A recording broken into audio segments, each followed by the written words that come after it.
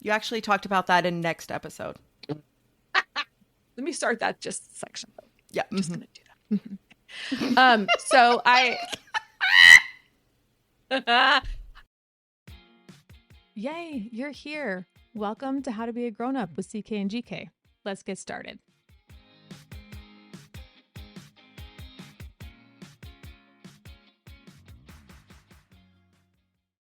Hello, and welcome to, that episode of Parks and Rec where it's the painting episode and she's like, and welcome to the painting. Like that was where the vibe I was just giving.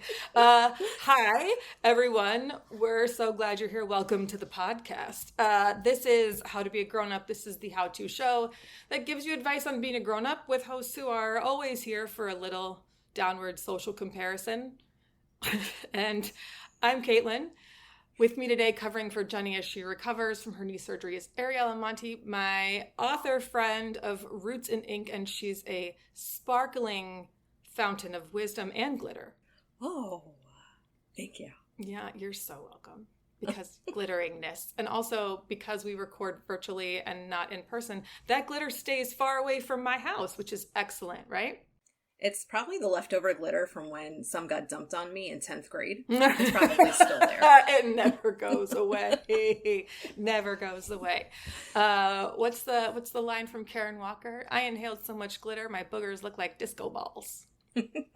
So good.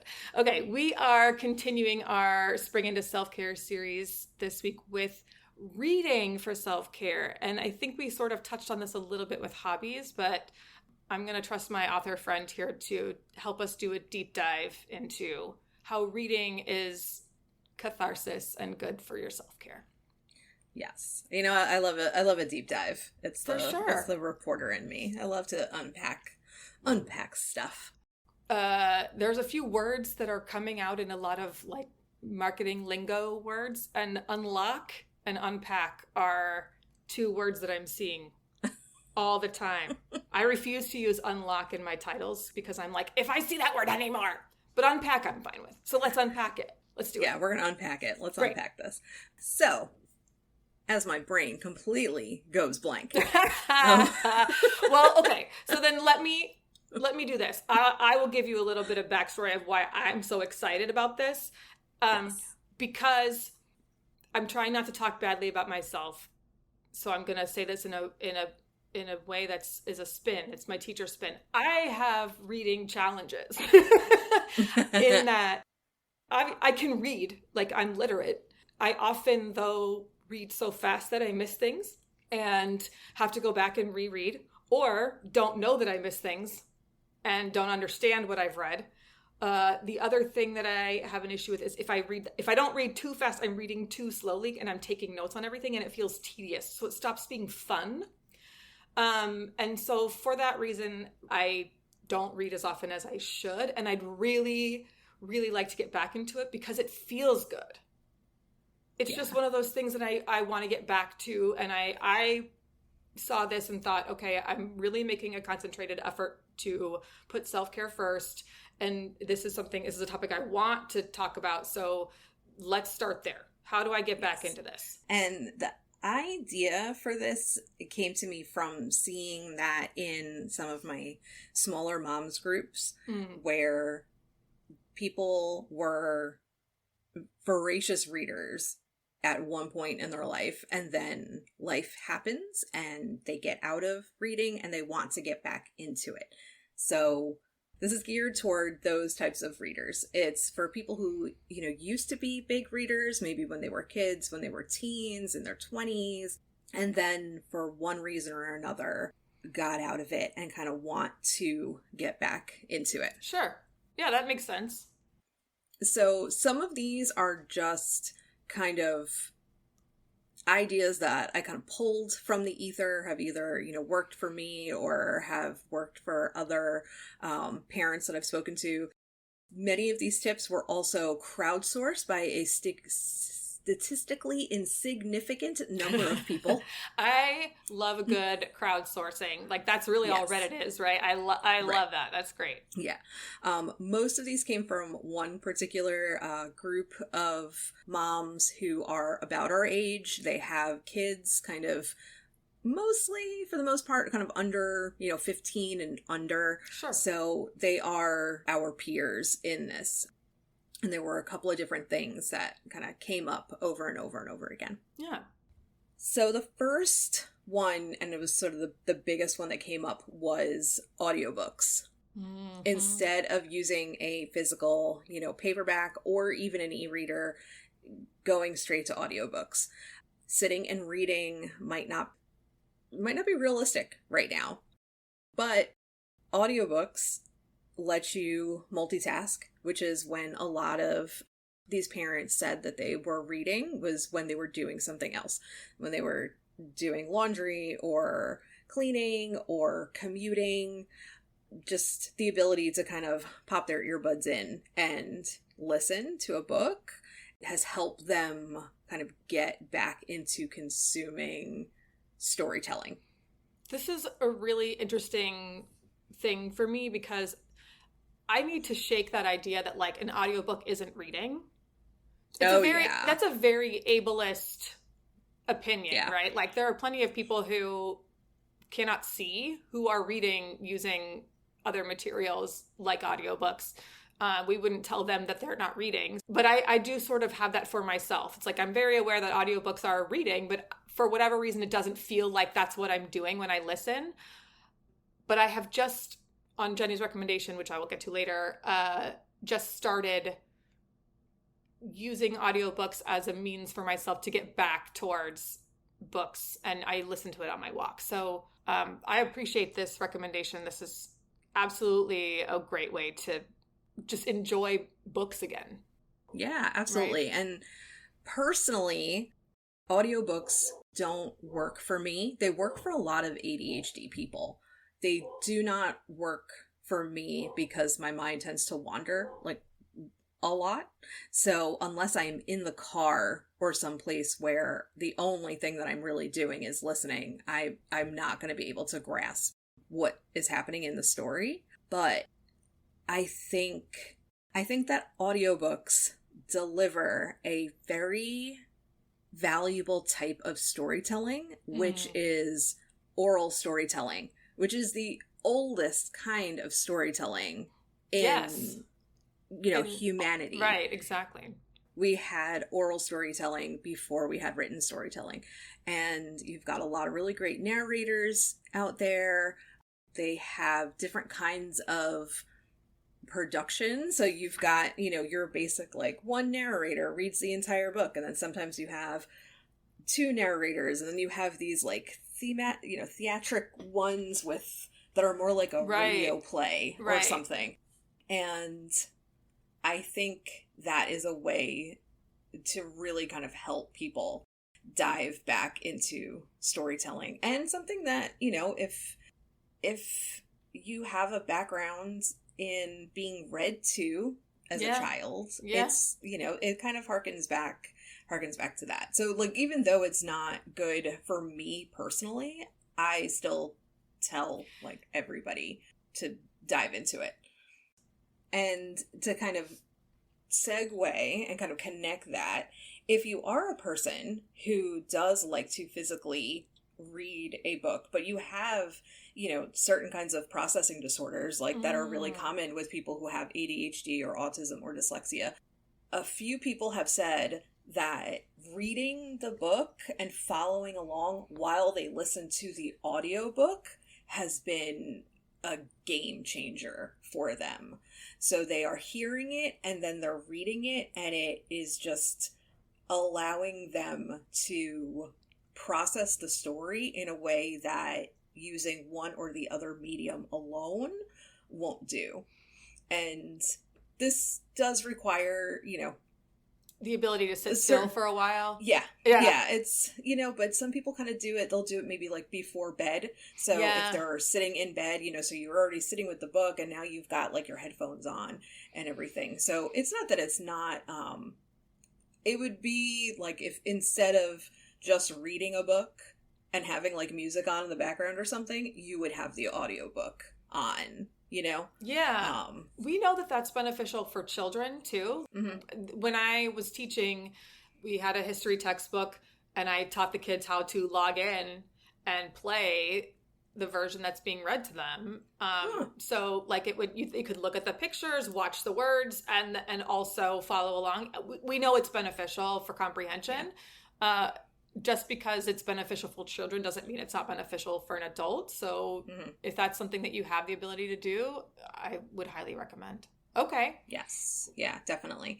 And kind of, I had this a little bit later in sort of my notes, but it's a good segue to e-readers, because e-readers allow you to change the typeface. Yes. And you can change the typeface to something that is a lot more comfortable for you to read. So, like, I know you and I are big fans of Open Dyslexic on the Kindle.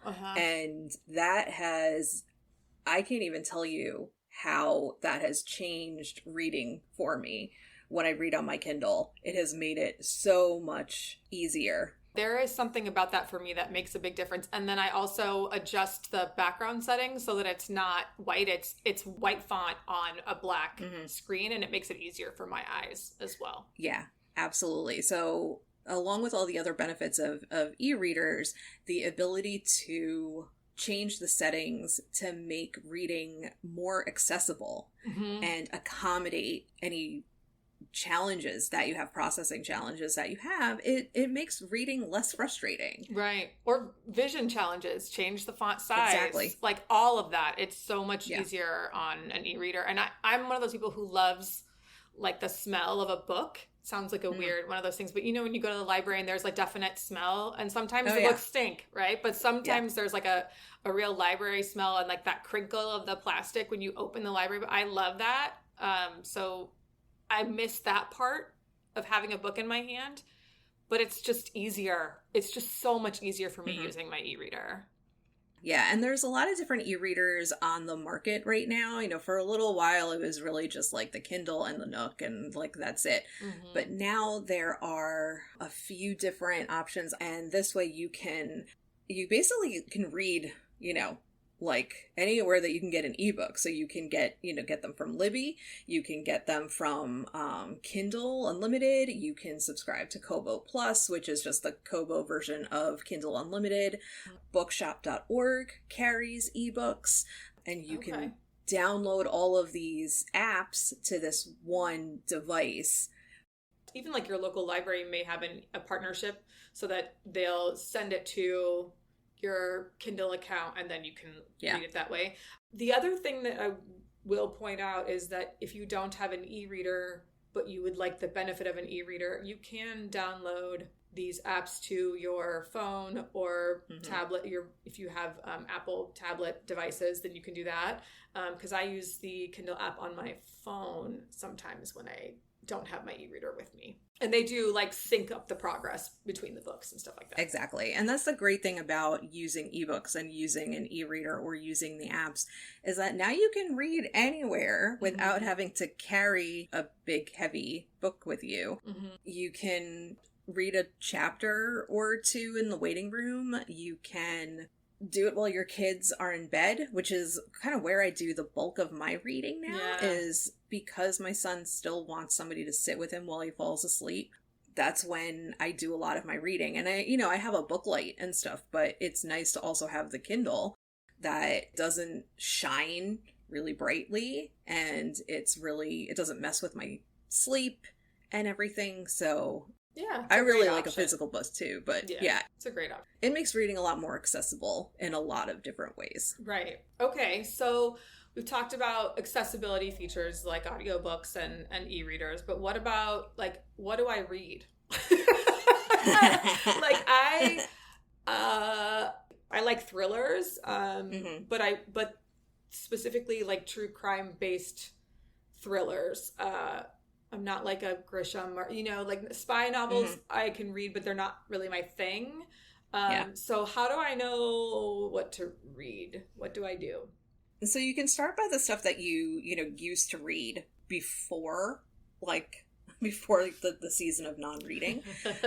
And, you know, you can start with that, or start with like the types of movies that you like watching and the types of podcasts that you like listening to. Like, kind of start there and use that as just like a jumping off point. You might find that, sort of depending on where your season of life, you can't do, maybe you used to read thrillers and now you can't read thrillers. Yeah. You know, maybe right now, and that was one of the things that popped up a lot in when I was crowdsourcing this, was that a lot of these parents wanted easy, cozy reads that tend to be low conflict.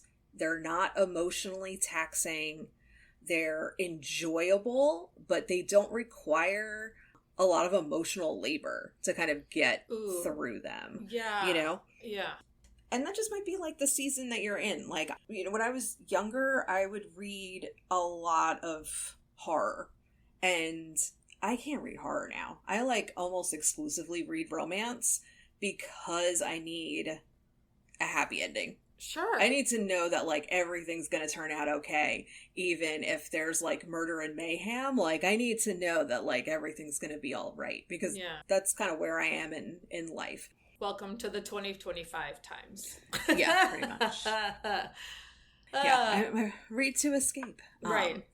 Other things could be reading novellas or short stories. So novellas, they're a complete story.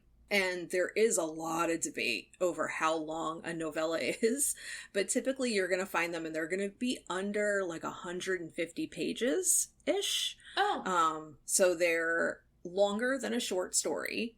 Sure. And shorter than a traditional novel. The average novel now is much longer than it used to be. So, yeah.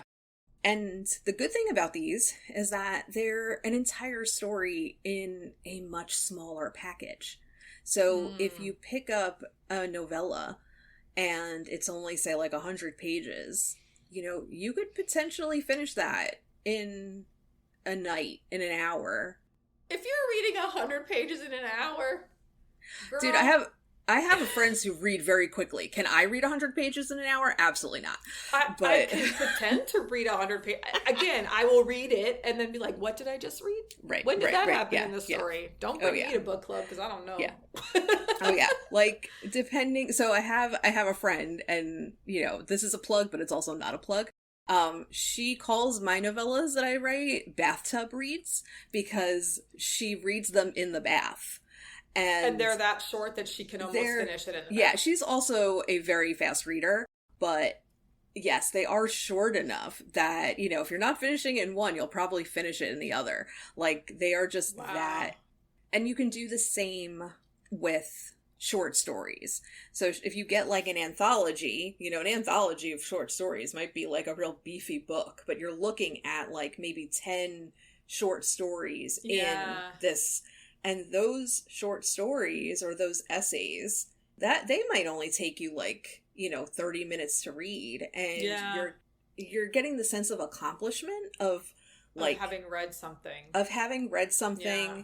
It's not like, oh, I spent X amount of time reading this and now I still have like 1,000 more pages left. It's like, no, I like sat down and that's the other piece of this that I like, is the sense of accomplishment. I read your novellas.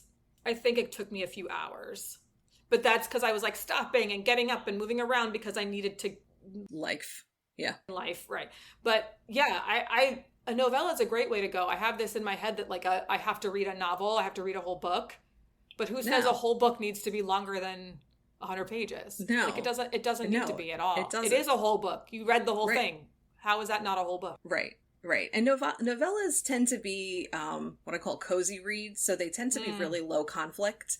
Yeah. And if you are just kind of looking for something that doesn't have a lot of emotional labor kind of attached to it, like novellas are a really good option. There's a ton of them, especially in contemporary romance, which is, it tends to be how I read that particular genre. And this is the other great thing about novellas and short stories is if you're trying to find authors or genres that you want to read, but you don't want to commit to an entire novel, you can read a novella from an author, get a really good sense of their writing style. Yeah, exactly. And then you can, read something a little bit longer. So it ends up being kind of like this gateway book. Sample. Yeah, it ends up being like a gateway book. Like I read Abby Jimenez and Christina Lauren are two really big contemporary romance authors. And I read some really great novellas from them.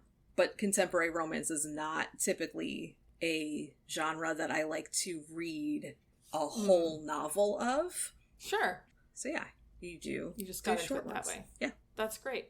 Okay.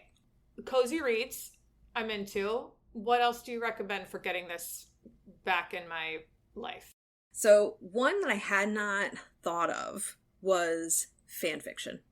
I didn't think of fan fiction because I kind of missed the boat on fan fiction. But fan fiction is great when you want to read something, but you don't have the bandwidth to kind of get to know new characters. Oh. So you read fan fiction for the familiarity. And now there are going to be new stories, which is kind of the point of fan fiction. You can explore these characters kind of in different ways, but you don't have to get to know them. Like, you already know them. And really good fanfic writers will kind of keep true to the core characters.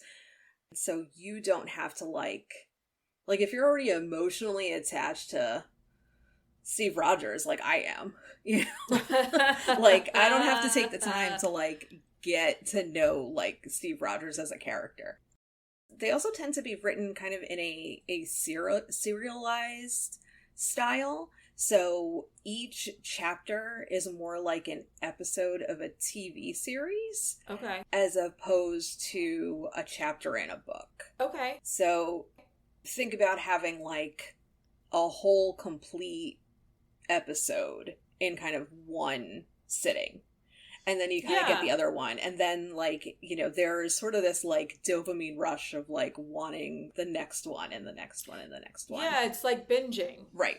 I am also thinking about, for small children, younger children who are committed to characters they've seen in movies or TV shows or games, this might be a good way to get them excited about reading. Mm-hmm. If you have a Minecraft child in your life, like I do, the Game Night 999 series, these are written by Mark Cheverton. They are unofficial Minecraft adventures. Mm-hmm. And it's game night like a knight with a sword. Yeah. Game Night 999. My son has been listening to those audiobooks before he goes to sleep at night, and he's way into them. And for whatever reason, I'm the one who's in there listening with him at the same time. And I don't hate these stories. Right. There's some, moments that I'm like, I don't know what that is. Creeper? Okay. I just don't get it, but he gets it, and he's really into it. So fanfic might be a really good way to get yourself and your child kind of into reading together. We've talked about doing these self-care things with your child. Definitely highly recommend reading alongside your child. Oh, absolutely. With your child, to your child, next to your child. Each of you have your own book. I'm going to try and do the thing where if my son is reading in the living room, I'm going to try and grab a book and sit so that he sees us doing it too. I will say, for fan fiction, be careful where you get that content. Yes, thank you. So, if you're going, there's platforms like Wattpad and AO3, and a lot of that content is not necessarily child friendly. No. It is not safe for work kind of stuff. Right. I am referring to I'm talking about stories you might find at a book fair. Oh, sure. No, totally. No, totally. I just want to make sure, because there's going to be somebody out there who's like, listen, look at romance writers telling children to read smut. No, There's- no. We are not doing that at all. No. Right. No. Okay. I need body doubles and accountability buddies to make me do anything, including laundry, chores, paying bills, work, anything. So would you recommend that as a way for me to get back into reading? Totally. I think joining a book club, while it is kind of the most time-consuming option, so you do have to have the time in your schedule for it, it is going to be the one that holds you the most accountable. You know, because you're going to pick a book with a group of people. Maybe you suggested the book, and if you show up to book club and you haven't read it. Yeah, I have been in a book club where a lot of it did not get read. No, that said, I am such a goody in some ways that I was like, oh my God, it's my homework. I didn't do my homework. And I would read like a maniac, in the days upcoming or days prior to book club. So that is one way to get yourself right. Sometimes it's if like you're one of those. Yeah, sometimes you just need to light the fire under your butt, Right. Give me a deadline. Otherwise, I'm not doing it. Exactly. Virtual book clubs are helpful because you can still block off the time, but you don't have to travel anywhere. Right. So that kind of makes it a little bit more accessible. And then you don't have to just be in a book club, in your immediate community. But book clubs it's how I got back into a regular reading habit. Joining a book club in my neighborhood. Then if you are the kind of person, if you're like me, where you don't want to be told what to read, because I'm a slow reader. Because don't tell me what to do. Right. That's why. Don't tell me what to do. As if you want me to do something, tell me not to do it. Tell me not to do it. Because I'll do it. And the opposite. So don't tell me what to read. And also, I am a slow reader. And because I am a slow reader, if I have to read something for a book club, that's going to be the only thing that I read. Yeah. That month. I don't have the time to read more than that. So if you're one of those people, a lot of small bookstores and possibly libraries, but I've seen it mostly done at small, independent bookstores, are doing silent book club, where it's a night or an evening rather, and you go, and there is a little bit of chatting or anything, but you just go and read with a whole bunch of other people. And you can't be distracted by other people doing stuff because everybody's sitting there reading. Right. And for body doubling, that's a really good way. Exactly. I have yet to go to one of these things. There are a couple of bookstores kind of in my area that have been doing them, and they just have not worked out for my schedule.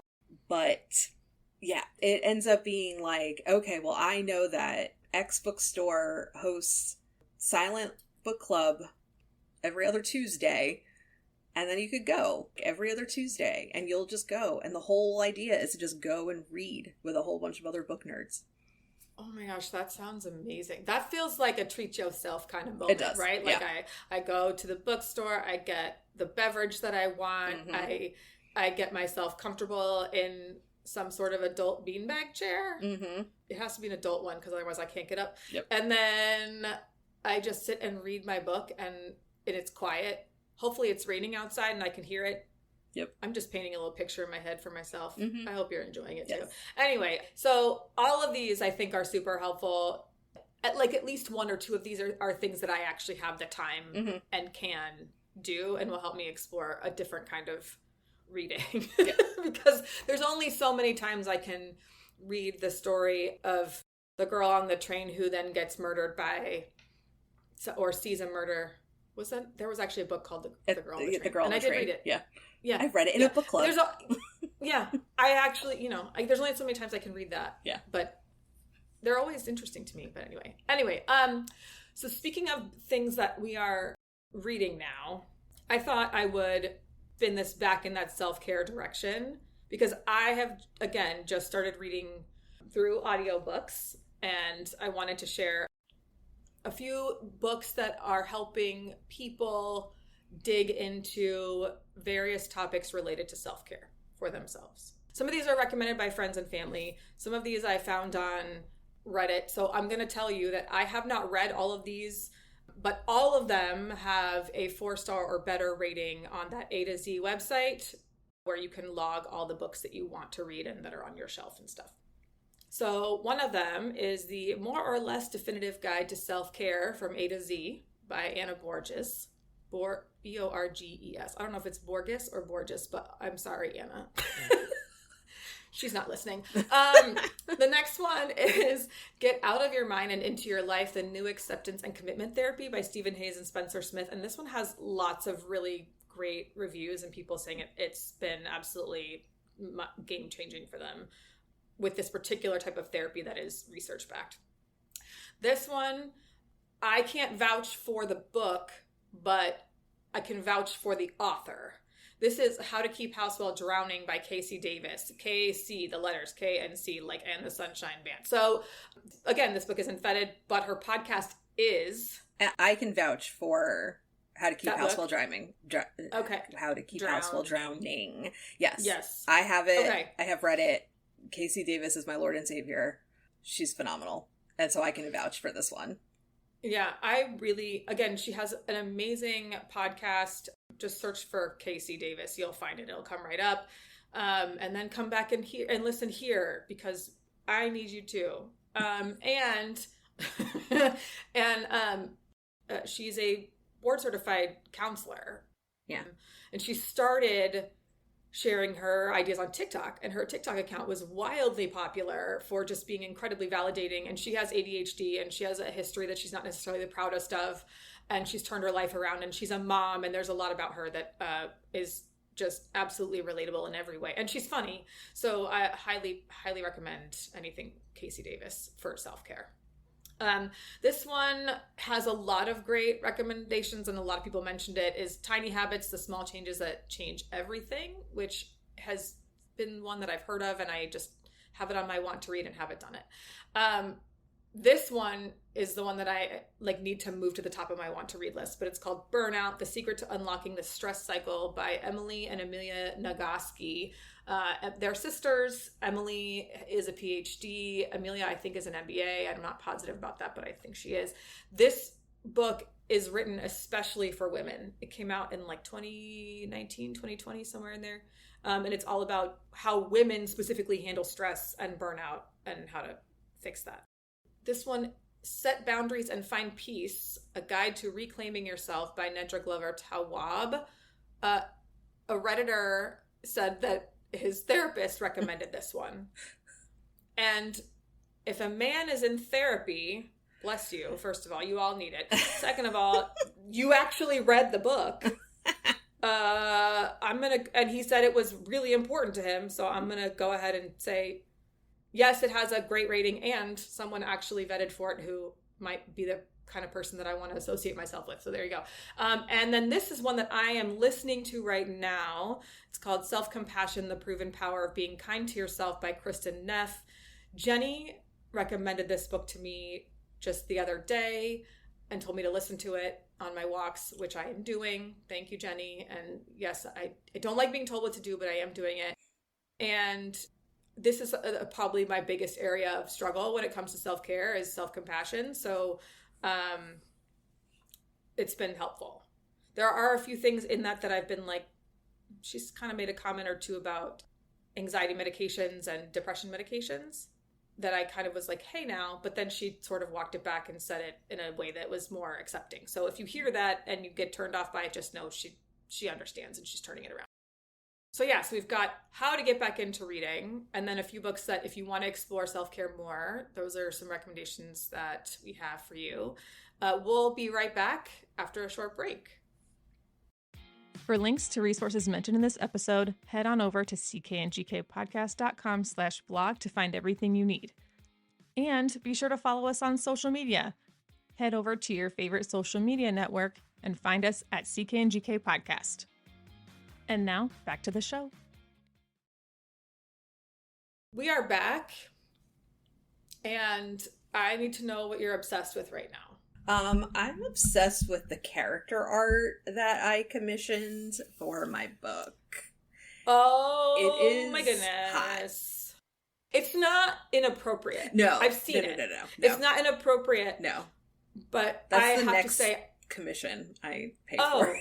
well, we won't put that on my website. No, You can put it on yours. No. I'll link to it, but I'm not going to. But yeah, so I had this art commissioned. I don't have the final product yet, but I've been seeing like updates and stuff, and I'm just like so freaking thrilled with it. And I understand now why so many authors have character art commissioned. Yeah. It's a very specific kind of dopamine hit to see your, like, the characters you have, like, in your brain on a piece of paper. Yeah. Especially if you don't, like, I don't have any sort of drawing talent. So to see it is phenomenal. So, yeah. That's so special. Congratulations. I love Thanks. I love all these updates. They just make me happy. My obsession is really lame compared to yours. It's pop chips. Okay, so these are the like the little like crispy. They're like little circles. They look like tiny like what are rice those things cakes. called? Yes, thank you. They Yeah. look like tiny rice cakes. Okay, so funny story. The founder of that company is from, I believe it's from like the Rockville Center area, and I did a story when she launched those chips and interviewed her and everything. Are you going to ruin my snack for me right now? No. Oh, okay. No. I was waiting for you to be like, and the so-and-so is not the kind of person that you want. Oh, you know no, what I she was mean. very nice. I'm sure she's lovely. Yeah, no, Yes. she was just very nice. She brought like bags of these chips and Yum. Yeah. I cannot stop. They're so good. And they're low calorie, and they satisfy my need for salt and something crunchy, and I'm obsessed. I'll have to And try so them now again. one of the rules in my house is I need snackies, and my snackies always need to be replenished, and so that's the that's the snack that has to be available in the house. Yeah, I'll have to try them again. I wasn't a huge fan at the time because, of course, they brought samples and stuff, but it has been like 15 years. So yeah, they're so good. I just like even just the plain like salt ones. I love them. Doesn't matter. I'll eat all the flavors. But I had she has like a sour cream and chive, which is like one of my favorite. Anything sour cream something, I'm gonna eat it. So it's really good. Anyway, that's not as cool as yours, but it's the thing. I can't stop. So there you go. it makes you happy. What are your gems? It does make me happy. Self-care. Pop chips. So my gem happened this morning. So we've discussed the rooster, right? My rooster. Steve Rogers? Yeah, Of course I changed his name. Yeah. It's not Steve Rogers anymore. It's just Rogers because I've seen some like it. behavior from this rooster that Steve Rogers would never. So oh dear. I can't even say like he's like little and scrappy and stuff, and like how pre-serum Steve was. But he's just like he's a chicken like. But in any case, so that's not my gem, but like, I guess it could be my gem. But so this morning, kid comes downstairs and he's sitting at the table and he's getting his, medication and stuff. And we look out the window and there is Rogers, our rooster, and Yelena, one of our other hens. And the rooster did what rooster and hens do. And my kid was like, huh? And I was just like, well, that's how you get fertilized eggs. Oh, okay. I'm like, that's how baby chicks are made. And then he goes, I thought he would do that with the other chicken. And I'm like, why? And he's like, because he's always following her around. And so then I had to explain the difference between like monogamous birds and polyamorous birds. Oh, parenthood. These are the things you don't expect to be talking about. No. But, right? But he's hearing the real bit of it from you. Yes. So yeah. There we go. Right. Can't complain. Yeah. Well, my gem is courtesy of Jenny, who is feeling much more like herself. She's probably still doing too much before she, is allowed to be, but shocking. Yeah, I know, right? She never stops moving. But she honored my birthday in a very amazing way. So I got 2 gifts. One of them is being made, and I'm not sponsored by this company. It's a local Austin company. They make really amazing belts, and the belt sales are going to benefit a place where she and I went to go see a comedy show together, and they're really, really beautiful. There's like weaving on them, and they're different colors and all that. And it's absolutely stunning. But it's being made, so I can't have it yet. So in order to honor my birthday and hand me something, because I like presents and she knows that, she bought me what she has lovingly called the most ridiculous thing on the internet. And she's not wrong. Okay, so I'm going to paint a little picture for our listeners, and you're going to get to see it. And I'm going to put a picture of it on our website. So make sure you head over to the website for this, because this thing is absolutely insane.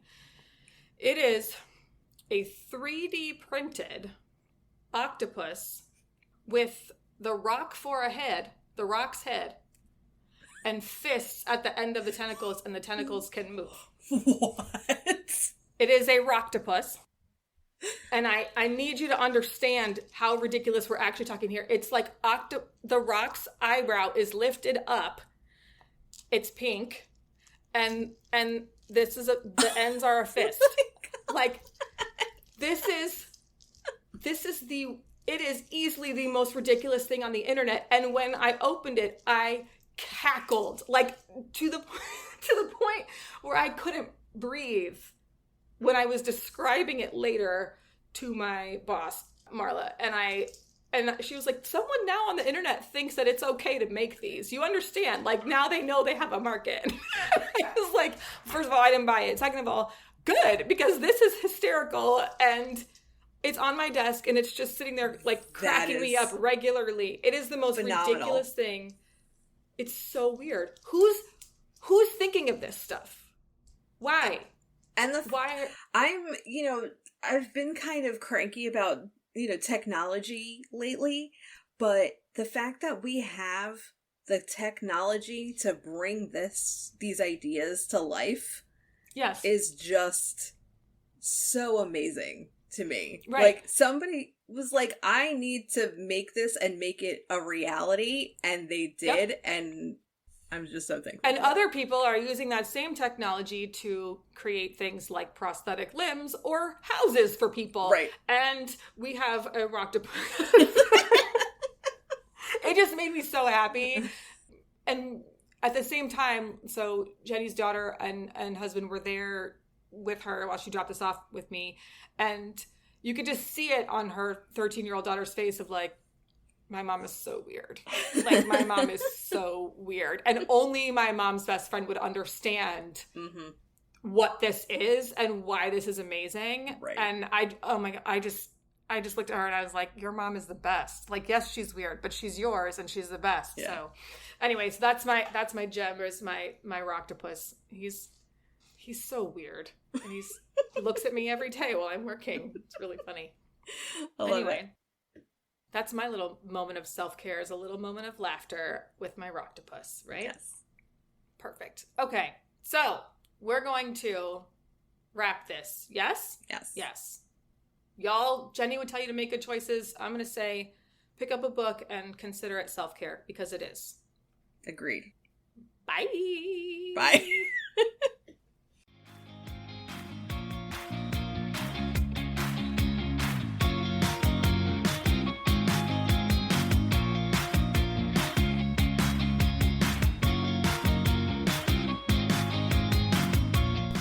Hey friends, thanks for listening to the CK and GK podcast.